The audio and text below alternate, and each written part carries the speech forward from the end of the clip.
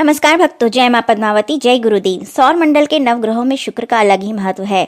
आकाश में सबसे चमकदार तारा शुक्र ही है। शुक्र ग्रह को आसानी से देखा जा सकता है।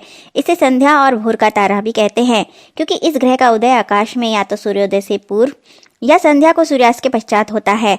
पुराणों के अनुसार शुक्र दानवों के गुरु शुक्राचार्य हैं।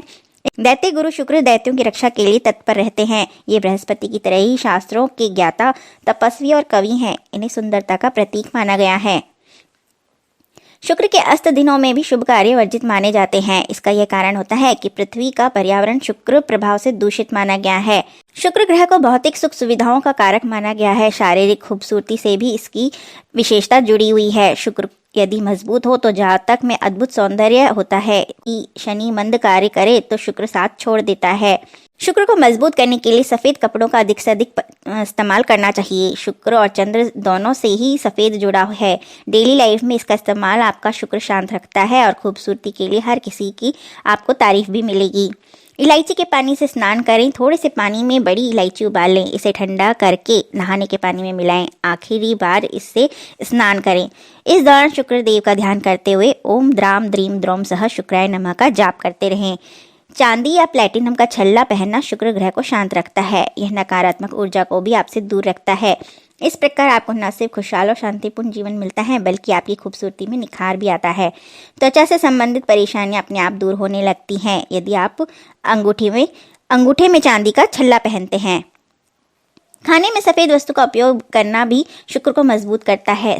साबूदाना और दूध से बनी चीजों का खाने में उपयोग करें। कुछ ही दिनों में आपको असर दिखने लगेगा। साथ ही अगर सप्ताह में एक दिन, विशेषकर शुक्रवार को, यदि नमक का त्याग करें तो यह सोने पर सुहागे के समान रहेगा।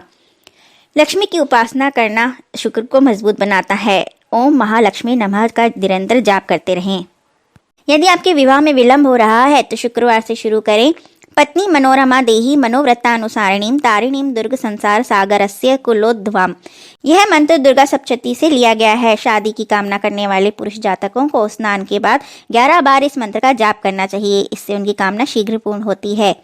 इसके साथ ही कभी भी विवाह पत्रिका को भूल कर भी ना फाड़ें, क्योंकि इससे व्यक्ति का गुरु और मंगल का दोष लगता है।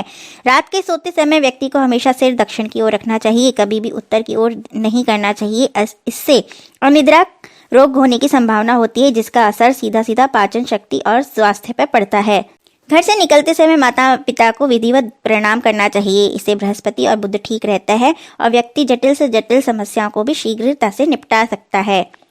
घर में कभी कभी नमक का पोछा लगाना चाहिए। इससे नकारात्मक ऊर्जा नष्ट होती है। घर के भीतर शंख अवश्य रखें। इसे बजाने से 500 मीटर के दायरे के रोगाणु नष्ट होते हैं।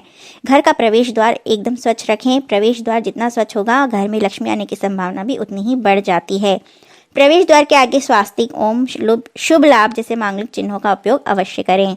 शुक्रवार की रात को साबुत 7 लाल मिर्च, 7 जायफल, 7 फिटकरी के टुकड़े और थोड़े से काले तिल को एक कपड़े की पोटली में बांधकर घर में रख दें। अगले दिन सुबह जल्दी उठकर भगवान का ध्यान करें। प्रार्थना करें कि हे प्रभु, हमारे जीवन में आने वाली सभी समस्याओं को दूर करो। रोग, शोक और दुख को इस घर से बाहर निकालो। इसके बाद इस पोटली को किसी सुनसान स्थान पर पीपल के पेड़ की जड़ के नीचे दबाएं। इससे किसी के भी बद्दुआ आदि के कारण यदि जीवन में समस्या आ रही होगी तो तुरंत लाभ मिलेगा। यदि केतु की दशा के कारण अशुभ फल प्राप्त हो रहे हैं तो 1 किलो सतनाजा और एक नया चाकू खरीद कर घर की छत पर रख दें। अशुभ फलों की कमी आएगी। यदि किसी व्यक्ति के ऊपर कर्ज है और लाभ चाहने के बाद भी कर्ज नहीं उतर पा रहा है, जीवन भर का एक नियम यह बनाएं कि नित्य चींटियों को शक्कर मिलाकर आटा या पंजीरी डालें। किसी पेड़ के नीचे जहां पर चींटियों का बिल हो वहां पर डालना चाहिए। यह प्रयोग लगातार करते रहने से कर्ज समाप्त होता है। फिर इतनी आमदनी होने लगती कि भविष्य में कभी कर्ज लेने की जरूरत नहीं पड़ती।